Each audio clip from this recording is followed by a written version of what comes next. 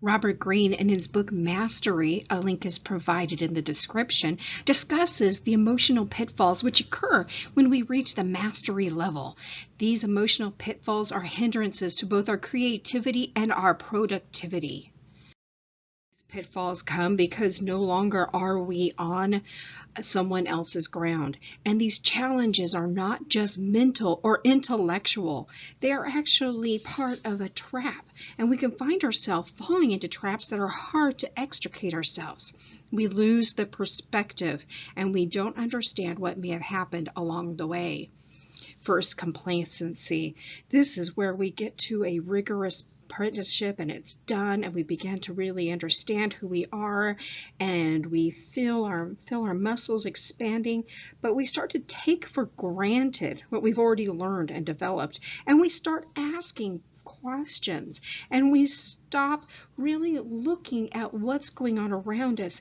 It's almost like a sense of pride. We forget the humility that's needed in order to really understand and to continue to grow.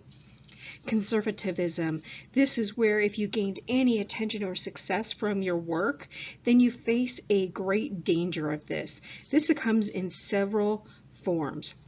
When you fall in love with your ideas and strategies that may have worked in the past and you become too conservative to try something new. You have a reputation to protect maybe, or you are comfortable and you don't want to take another risk. But we have to remember that creativity by its nature, it's an act of boldness, it's rebellion, it's experimentation, it's taking risks and testing the boundaries.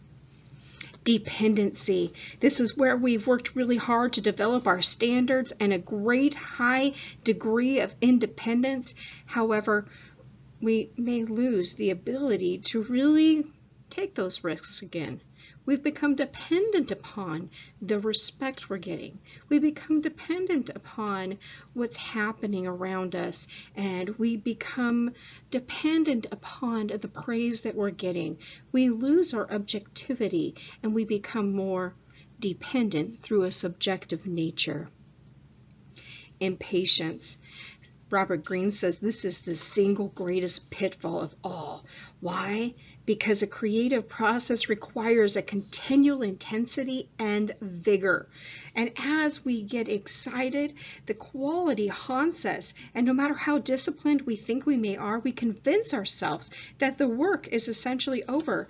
And what this really is your impatience speaking. It's coloring your judgment. It's causing you to lose your energy towards that creative drive. And you forget what it was that gave you so much pleasure. So remember, the natural way to neutralize this impatience is to cultivate a pleasure in pain.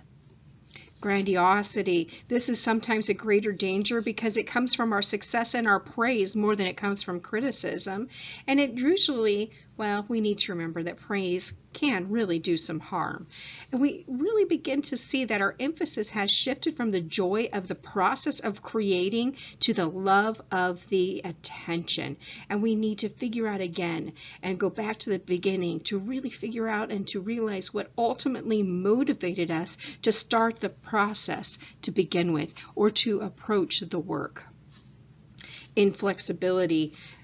Being creative means that you really need to know your field inside and out, but you also need to be able to have some doubts. You need to subject your work to intensive criticism, and it requires a great deal of flexibility. It means that you cannot get hung up, that you must bend to the moment and adopt the appropriate attitude.